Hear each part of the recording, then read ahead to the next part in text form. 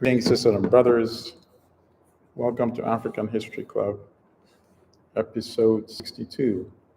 This is the first live stream. Normally, I pre record it. So, last week, I did a tribute to Thomas Sankara on the occasion of the 37th anniversary of his brutal assassination in Burkina Faso. Today, episode 62, I actually want to read from a book review that I did for one of my history classes here.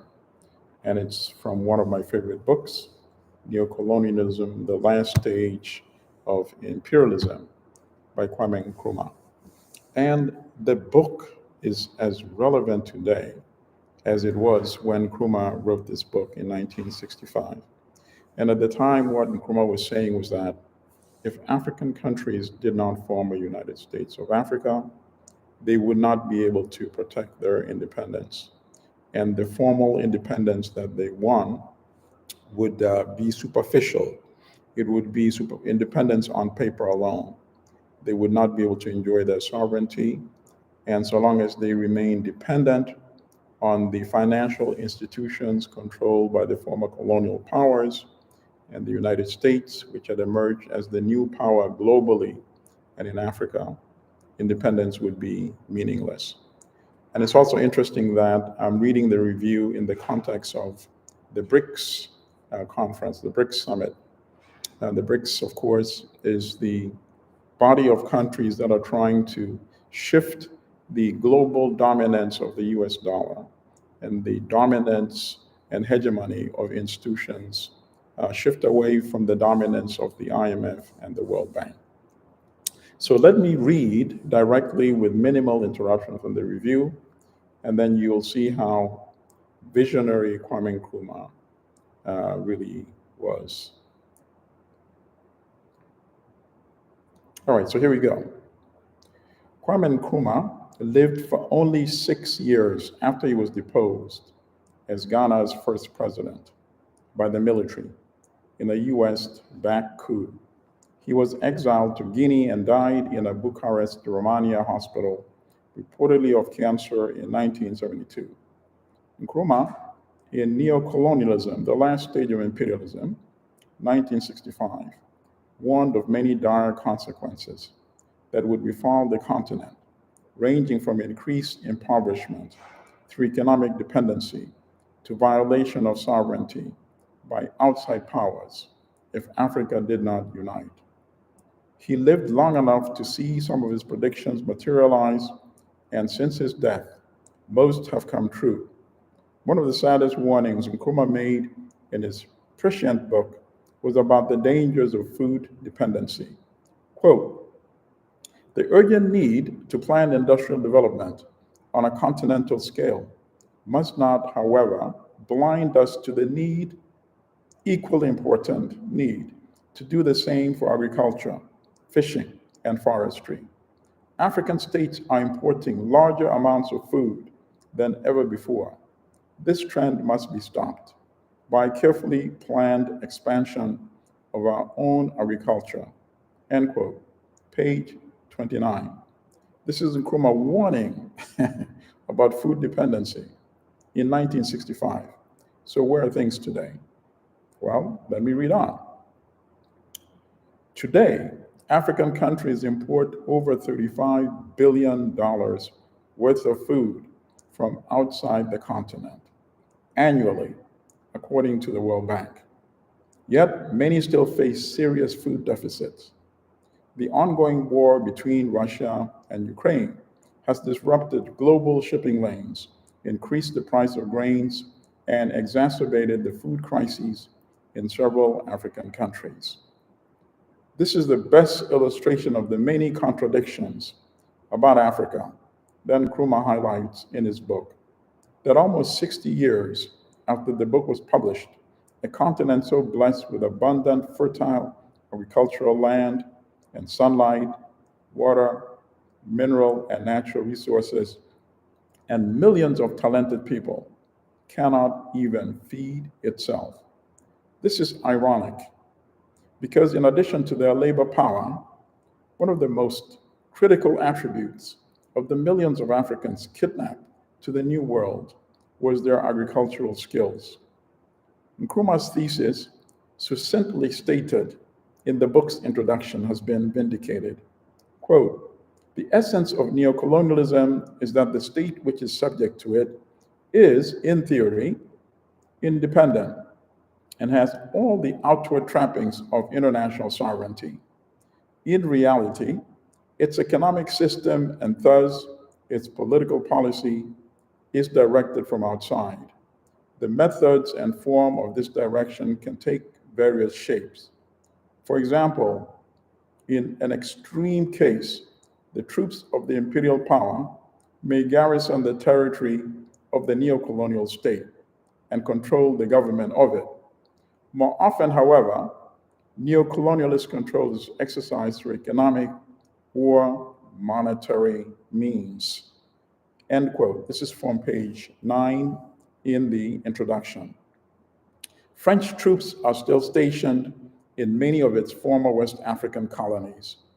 Beginning with the coup in Mali in 2020, the one in Burkina Faso in 2022, and Niger in 2023, the new rulers in these countries, riding the popular sentiments, ousted French military presence. In the case of Niger, US troops were also ordered out. French troops are still deployed in several African countries, including Chad, Djibouti, Gabon, Ivory Coast, and Senegal. To Nkrumah, neocolonialism, winning independence but not being able to exercise effective power, was worse than the previous direct control. Quote, "Neocolonialism is also the worst form of imperialism. For those who practice it, it means power without responsibility. And for those who suffer from it, it means exploitation without redress. In the old days of old-fashioned colonialism, the imperial power had at least to explain and justify at home the actions it was taking abroad." End quote. This is from page 11 of the book's introduction. Not so with the neocolonial ruler in Africa, who had no incentive to serve the needs of the citizens, since power was not based on the consent of those governed. Quote, "In the first place, the rulers of neocolonial states derived their authority to govern not from the will of the people, but from the support which they obtain from their neocolonialist masters. They have therefore little interest in developing education, strengthening the bargaining power of their workers employed by expatriate firms, or indeed taking any step which would challenge the colonial pattern of commerce and industry, which it is the object of neocolonialism to preserve." End quote. This is from page 15 of the book's introduction. Neocolonialism essentially extended colonial rule in the former colonies by using new mechanisms that did not involve the presence in Africa of the former European governors. When need be, there was direct military intervention. The most notable and tragic earliest one was the 1960 Belgian-led invasion of Congo, while the US also pushed its own regime change agenda disguised as a UN mission. This led to the overthrow and murder of Congo's elected Prime Minister, Patrice Lumumba. He was replaced by the monstrous Western-installed regime of Mobutu Sese Seko. In our own era, we've seen the elimination of Burkina Faso's Thomas Sankara in 1987 and Libya's Muammar Gaddafi in 2011 after a NATO invasion. Both had opposed Western hegemony. The principal goal of neocolonialism was to maintain the economic and political status quo established when Africa was partitioned by European powers at the Berlin Conference of 1884-1885. Quote, "The young countries are still the providers of raw materials, the old of manufactured goods. The change in the economic relationship between the new sovereign states and the erstwhile masters is only one of form. Colonialism has achieved a new guise. It has become neocolonialism, the last stage of imperialism. Its final existence as monopoly capitalism or imperialism is the last stage of capitalism. End quote. This is from page 31. Nkrumah argued that even foreign aid, especially of the bilateral type, had a malign agenda to control the recipient countries. Moreover, the Western countries preferred military aid, which was intended to maintain neocolonial regimes in power. The World Bank and the International Monetary Fund, both based in Washington, D.C., imposed what is today called the neoliberal model on Africa's economies, exercising the powers once reserved for the colonial powers from their individual capital cities. Another major benefit of neocolonialism for the developed countries was that by extracting surplus from African countries and other formerly colonized ones, the developed economies were able to subsidize higher living standards for their working classes at the expense of Africa's, according to Nkrumah. This enabled the ruling classes in the industrialized countries to shift their social problems, since the exploitation of Africans provided them with a cushion, surplus, to share with their laborers. Nkrumah was able to predict some of our contemporary conflicts. He correctly surmised that what he called, quote, limited wars, end quote, around the world would replace confrontation between the nuclear-armed powers, who were, of course, the United States and its allies on the one side, the Soviet Union and its satellites on the other. At the time he wrote, one such conflict of the time was the Vietnam War. But Nkrumah would not be surprised by the spiraling conflicts today in the Middle East or in the Sudan involving multiple parties. He had warned, quote, the restriction of military action of limited wars is, however, no guarantee of world peace and is likely to be the factor which will ultimately involve the great power blocs in a world war, however much both are determined to avoid it, end quote. This is from page 11 of the book's introduction. Nkrumah argued that balkanized small African countries were too weak to protect their sovereignty and valuable minerals, or to demand compensation commensurate with the value of the resources they export. Quote, neocolonialism is based upon the principle of breaking up former large united colonial territories into a number of small, non-viable states, which are incapable of independent development and must rely upon the former imperial power for defense and even internal security. Their economic and financial systems are linked, as in the colonial days, with those of the former colonial ruler, end quote. This is from page 13 of the book's introduction.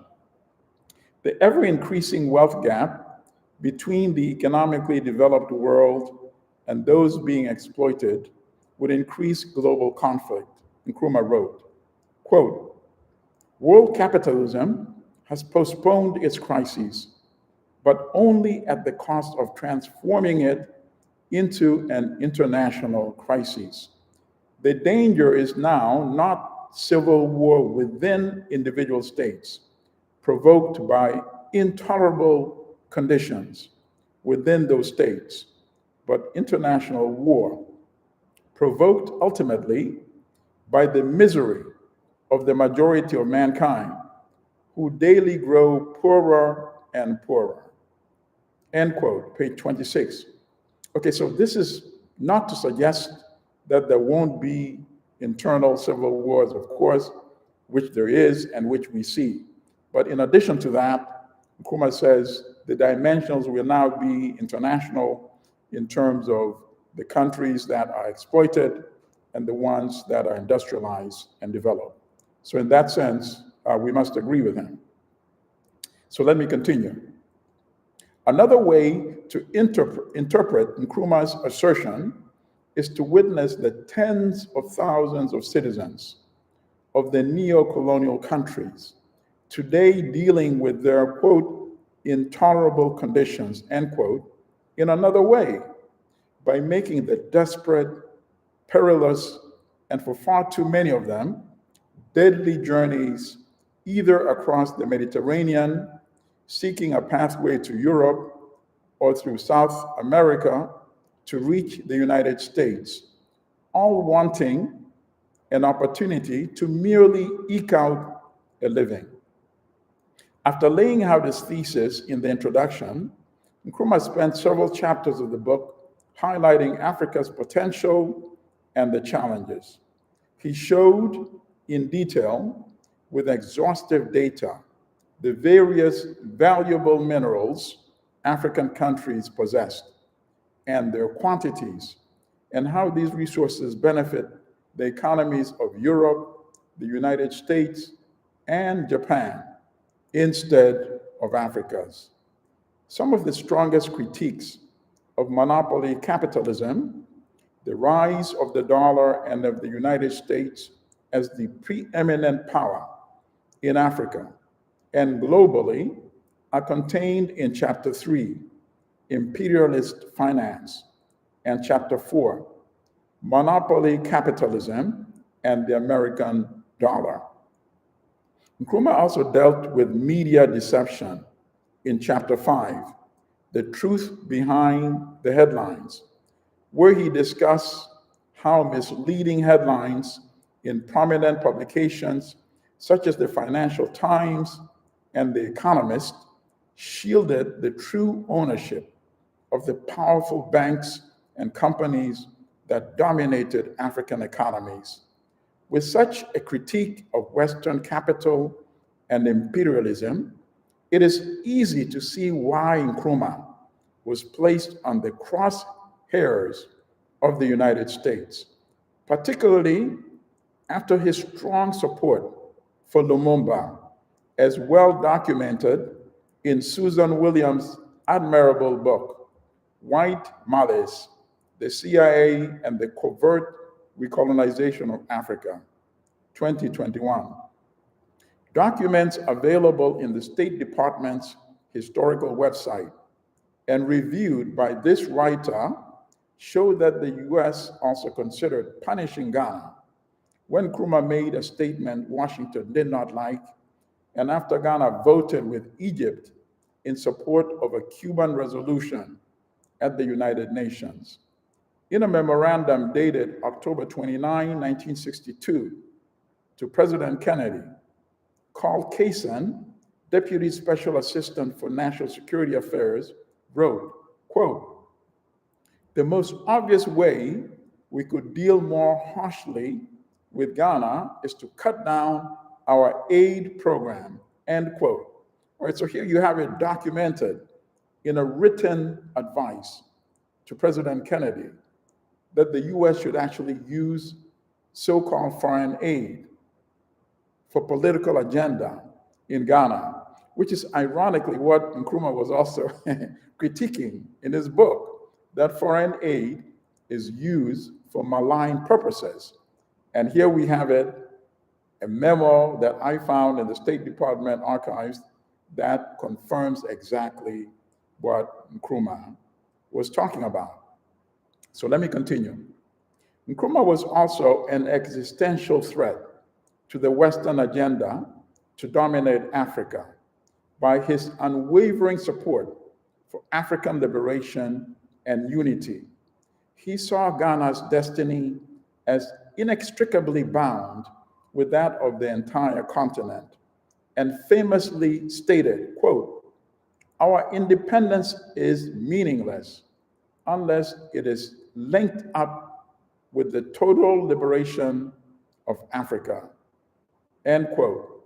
He practiced what he preached, and 1 year after Ghana's independence, he hosted the historic All African Peoples Conference, AAPC, in December 1958 in Accra, Ghana, for the leaders of African political parties and liberation movements. He later provided resources and training for many of these organizations. The book's back jacket blurb describes how displeased the United States was with neocolonialism, the last stage of imperialism. Quote, "This is the book which, when first published in 1965, caused such an uproar in the US State Department that a sharp note of protest was sent to Kwame Nkrumah. And the $25 million of American aid to Ghana was promptly canceled." See, so now we see another example of foreign aid being used for malign purposes. End quote. That amount is worth about $246 million in 2024 currency. Africa remains economically weak, and its resources continue to benefit the rest of the world, including the new power, China. While it is true that China does not engage in regime change agenda, and it supported African liberation struggles in the 1960s, it too, however, does not impart technology that could enable Africa to industrialize. While some segments of Ghanaian society celebrated Nkrumah's ouster in 1966, the times and challenges eventually caught up with Ghana and much of Africa. Today, Nkrumah is recognized as one of the most visionary leaders who articulated the clearest path to Africa's economic and political liberation. In Ghana, a huge statue of Nkrumah now stands in Black Star Square, Accra, to honor his contribution to Ghana and Africa. His vision of the United States of Africa has been embraced as the framework for the African Continental Free Trade Agreement. The youth of Africa today also energetically discuss on social media the concept of a borderless Africa. In Guinea, Nkrumah's host, President Ahmed Sékou Touré, had made him honorary co-president. His death came on April 27, 1972. A New York Times article on May 14, 1972 reported that 50,000 people packed the National Stadium in Conakry, the Guinean capital, for his funeral services. Amilcar Cabral, leader of the PAIGC, the Liberation Movement for Guinea-Bissau, famously eulogized Nkrumah with the following words, quote, "Let no one come and tell us that Nkrumah died from cancer of the throat or any other sickness. No, Nkrumah was killed by the cancer of betrayal, which we must tear out by the roots in Africa if we really want to liquidate imperialist domination definitively on this continent." End quote. Neocolonialism, the last stage of imperialism, remains as relevant today as when it was published in 1965. So that concludes episode 62 of African History Club. This is Milton Alimadi.